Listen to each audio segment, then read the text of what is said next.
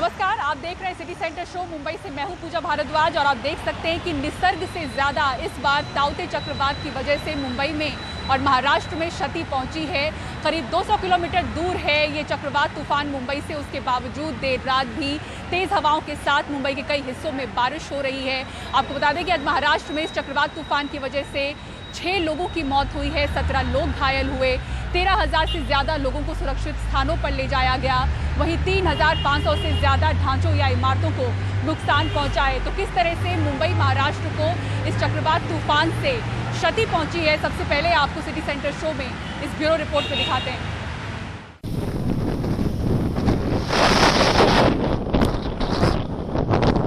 चक्रवाती तूफान सोमवार को मुंबई से गुजरा तो अपने कई निशान छोड़ गया।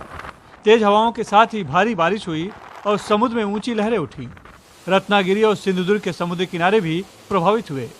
बांद्रा वर्ली सी लिंक और मुंबई एयरपोर्ट को बंद किया गया। कई जगहों पर जल जमाव भी देखने को मिला। हमने सी लिंक कुछ घंटों के लिए बंद किया है, एयरपोर्ट 3 घंटों के लिए बंद किया 2 बजे तक। उसका एक ही कारण है, इट इज प्रिकॉशनरी। ऐसा नहीं है कि हमें बंद करना पड़ा, वो हमने खुद बंद किया है प्रिकॉशन लेने के लिए। ये मुंबई का वर्ली इलाका है। यहाँ पर सड़कों पर आमतौर पर जल जमाव नहीं होता है, लेकिन आज अगर आप देखें तो सड़कों पर अब पानी भरने लगा है। गनीमत यह है कि हर रोज़ के मुकाबले गाड़ियाँ कम है, जिसकी वजह से असर कम है, लेकिन ज़रूर पानी भर रहा है। दाहिनी तरफ आप देखेंगे ये बांद्रा वर्ली सी लिंक जो है वहीं पर हम मौजूद हैं।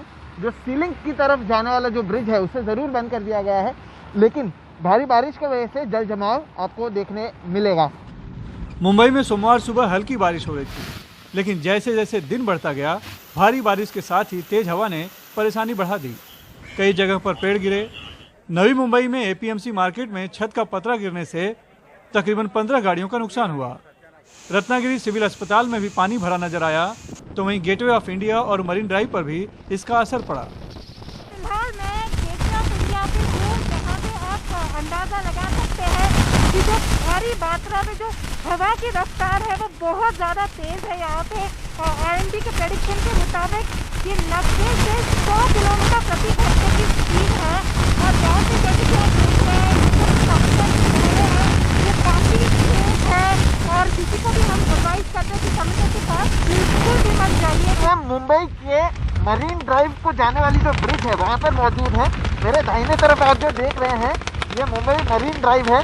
और यहाँ पर किस तरह से तेज हवाएं चल रही हैं और उसका समुद्र पर कितना असर पड़ रहा है, ये हम आपको दिखाने की कोशिश यहाँ पर कर रहे हैं। जो हवाओं का जो असर है वो काफ़ी ज़्यादा देखने मिल रहा है। मौसम विभाग की ओर से जिस तरह से कहा गया है 120 किलोमीटर प्रति घंटा की रफ्तार से जो हवाएं हैं वो चल रही हैं।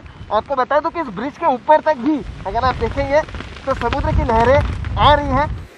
मुंबई के पास अरब सागर में भी 2 बार्ज में 410 लोग फंसे हुए थे, जिसके लिए नौसेना के 2 जहाज बचाव में पहुंचे। मुंबई के बाद ये तूफान गुजरात में तट से टकराने वाला है।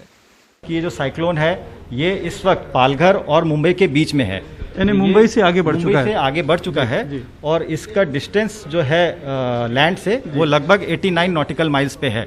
और इसका जो जनरल डायरेक्शन मूवमेंट का है, जो कि प्रिडिक्टेड ट्रैक है, वो लगभग नॉर्थवर्ड डायरेक्शन में है। तो लाइकली चांस है कि ये गुजरात के साउथ कोस्ट में ऊना के पास में हिट करेगा। गुजरात के समुद्री किनारे इस आने वाले तूफान के लिए सुबह से तैयार थे।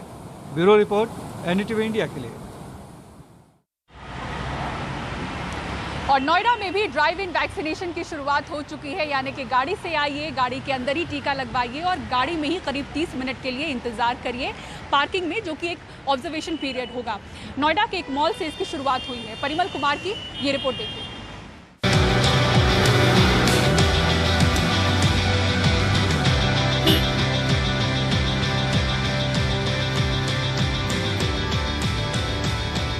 अपनी ही गाड़ी में टीका, आधे घंटे का इंतजार भी। नोएडा के डीएलएफ मॉल में इस टीके की सुविधा 45 पार के लोगों के लिए है, जिसके लिए पहले से ही अपॉइंटमेंट लेकर आना है।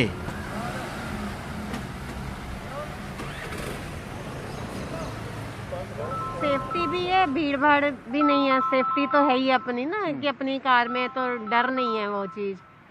काफ़ी अच्छा इन्होंने अरेंजमेंट किया है और काफ़ी अच्छे से, मतलब ज़्यादा किसी को रुकना भी नहीं पड़ रहा है और सब कुछ काफ़ी अच्छा सिस्टमेटिकली है और इजीली काफ़ी गाड़ी में ही उन्होंने वैक्सीन लगा दिया और काफ़ी अच्छे से गाड़ी में इंतजार चल रहा है। हाँ, गाड़ी में ही वेटिंग चल रही है, बाहर आपको उतरना भी नहीं है गाड़ी से।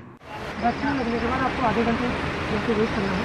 अगर कोई दिक्कत आती है तो हमारे मेडिकल स्टाफ यहाँ पे है, आप उनसे पूछ सकते हैं। हॉस्पिटल वगैरह जाने में भीड़ भाड़ का एक थोड़ा सा हाँ, वो तो दिक्कत, वहाँ जाने के लिए वो दिक्कत तो है। और यही कारण है कि मैं अभी तक मैंने लगवाया नहीं था, लेकिन ये फैसिलिटी जिस तरह से सुन करके मैंने तुरंत मतलब यहाँ आना ठीक समझा कि लगवा लेता हूँ। जिला प्रशासन के साथ मिलकर शुरुआत पार्क प्लस कंपनी ने की है। नोएडा और ग्रेटर नोएडा में आज से पहली डोज को लेकर ये शुरुआत की गई है। गौतम बुद्ध नगर में 2 जगह ये ड्राइव थ्रू वैक्सीनेशन शुरू किया गया है। ग्रेटर नोएडा स्टेडियम में भी शुरू किया गया है, या DLF मॉल में शुरू की जा रही है। जैसे जैसे और आवश्यकता पड़ेगी, जैसे जैसे और ये आवश्यकता महसूस की जाएगी जनता के परामर्श के साथ, और भी जगह और भी कॉन्सेप्ट से शुरू की जाने की हमारे पास कार्य योजना है। 3 शहरों में चल रही है, गुड़गांव, नोएडा आज शुरू किया है और मुंबई। गुड़गांव में 3 मॉल में हम ऑलरेडी कर चुके हैं, चौथा कल चालू हो रहा है। तो पार्क प्लस के पास कितनी पार्किंग है टोटल मॉल में अगर कहें पूरे देश भर में? पूरे देश भर में हमारे पास मिला के 2000 पार्किंग्स होगी। सब जगह करना चाहते हैं? सब जगह करना चाहेंगे। पहले आपको रजिस्ट्रेशन काउंटर पर टोकन लेना होता है और फिर टीकाकरण वाली जगह पर नाम बताना होता है, लेकिन इसके लिए गाड़ी से उतरने की जरूरत नहीं। एक नया और नायाब तरीका जिसमें झिझक भी कम है और सहूलियत भी ज़्यादा। नोएडा से परिमल कुमार, NDTV इंडिया। अगर आप दिल्ली NCR में रहते हैं और टीका लगवाना चाहते हैं तो आपको टीका लगवाने के लिए अस्पताल जाने की बिल्कुल भी ज़रूरत नहीं है। यही नहीं, अगर आपकी उम्र 45 साल से ज़्यादा है तो आप सिर्फ आधार कार्ड और अपने फ़ोन नंबर के साथ ही टीकाकरण केंद्र पर जाकर टीका लगवा सकते हैं। शरद शर्मा की ये रिपोर्ट देखिए। पूर्वी दिल्ली के मंडावली में दिल्ली सरकार के स्कूल में अब 45 पार के लोगों को टीका लग रहा है। दिल्ली सरकार ने सोमवार से 83 स्कूलों में 45 वर्ष से ऊपर के लोगों का टीकाकरण शुरू कर दिया है। लोग खुश हैं कि यहाँ संक्रमण का डर नहीं। तो बाकी हॉस्पिटल में जाते हैं तो हॉस्पिटल में पेशेंट वगैरह होते हैं, उससे पॉजिटिव रिस्क रहता है, बीमारी का खतरा रहता है। हाँ। यहाँ पे सेफली है, आप लोगों ने सिस्टम बहुत अच्छा किया हुआ यहाँ पे। तो हॉस्पिटल जाने से हमारा मन नहीं था जाने का। अच्छा, सबसे बेस्ट तो ये है, मुझे बढ़िया लगा कि यहाँ खाली है, कोई ज़्यादा भीड़ नहीं है। 60 साल के विश्वजीत चौधरी पूर्वी दिल्ली के मंडावली में ही रहते हैं। जैसे ही पता चला कि स्कूल में भी टीकाकरण शुरू हो गया है तो आधार और मोबाइल लेकर दौड़े चले आए। यहीं रजिस्ट्रेशन हुआ, अपॉइंटमेंट हुआ और टीका लग गया। मतलब थोड़ा सा ये बताइए कि अभी तक आपने कोशिश की थी टीका लगवाने की? नहीं, कोशिश तो नहीं किया था, लेकिन मन में था विचार। लेकिन जहाँ कहीं तो सुनने में आता था कि वहाँ पे भीड़ होता है, रजिस्ट्रेशन कराना पड़ता है, तो यहाँ तो बिल्कुल इजीली, यानी 10 मिनट में मेरा सारा काम।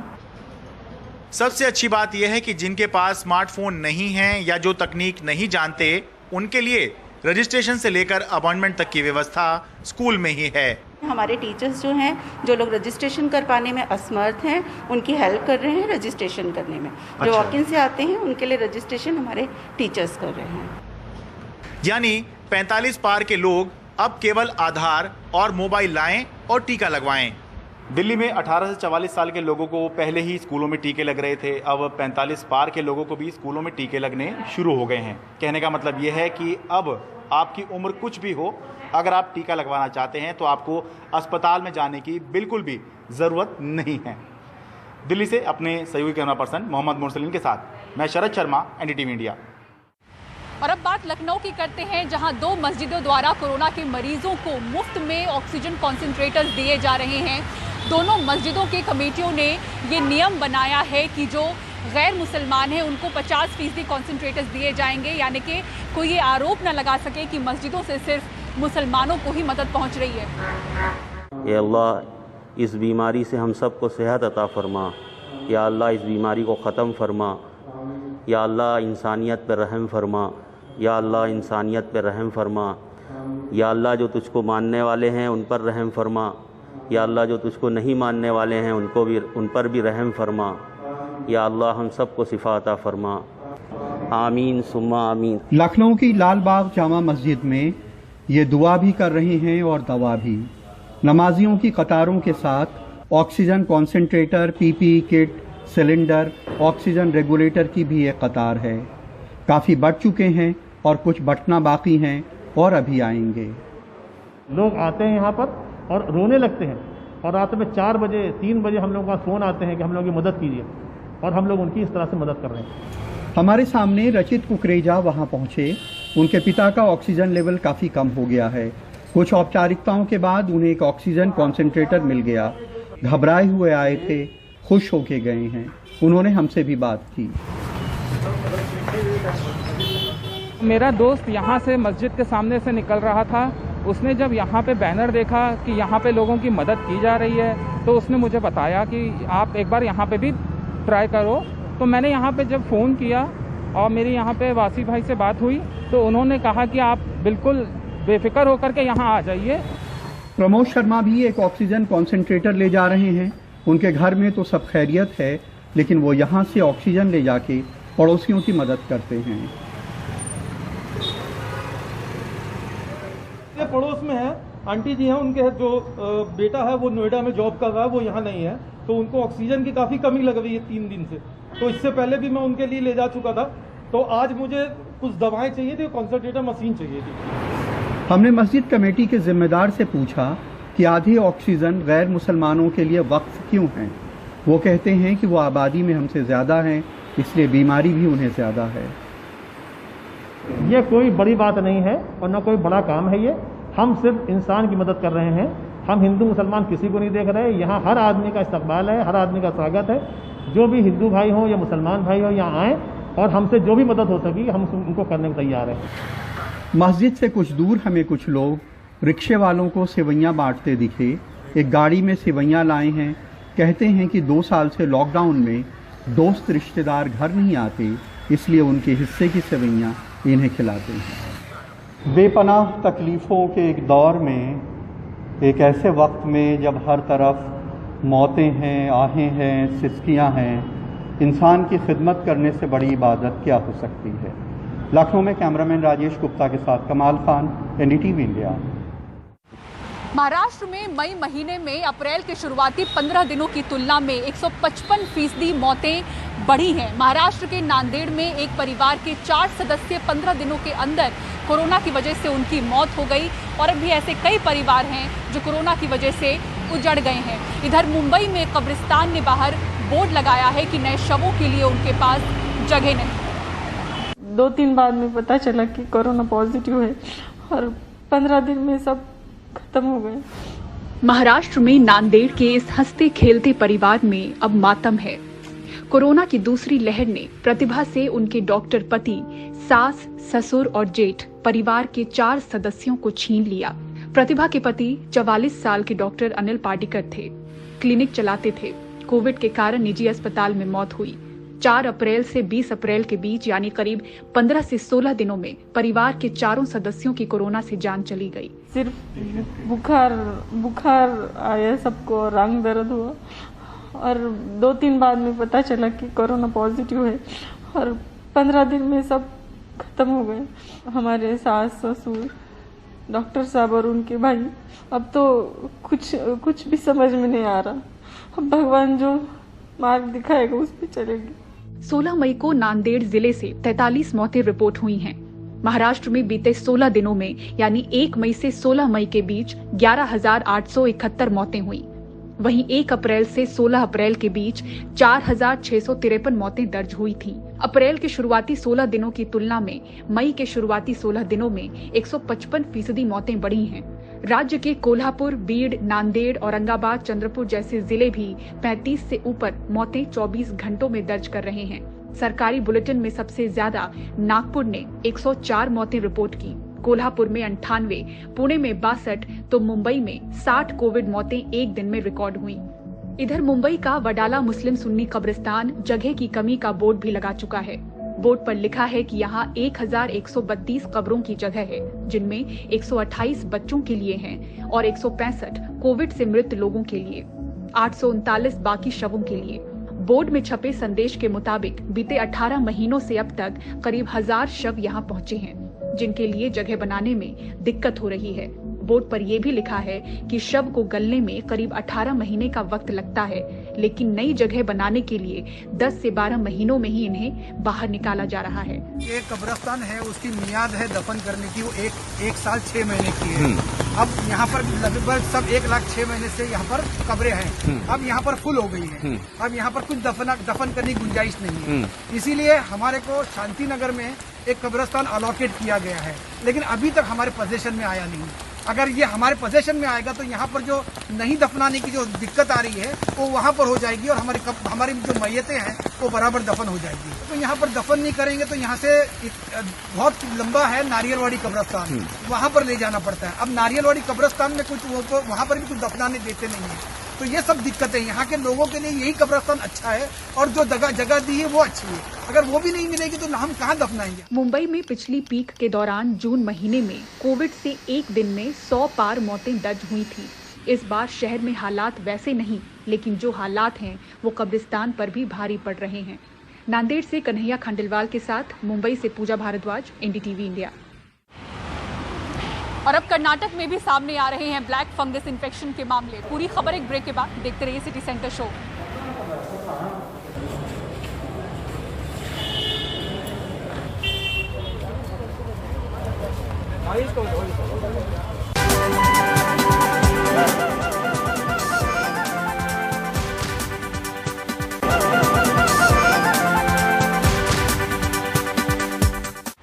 और अब कर्नाटक में भी ब्लैक फंगस के मामले सामने आ रहे हैं।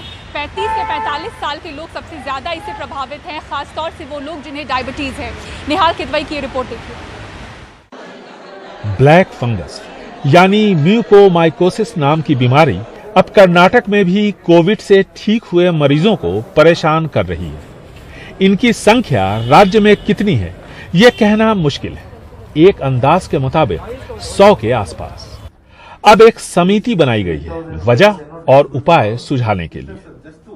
Apart from that, we want to understand if आखिर इसकी वजह क्या है? मरीजों को ऑक्सीजन शुद्ध नहीं मिल रही, या ह्यूमिडिफायर से ये संक्रमण हो रहा है, या फिर वेंटिलेटर सिस्टम इसके लिए जिम्मेदार है।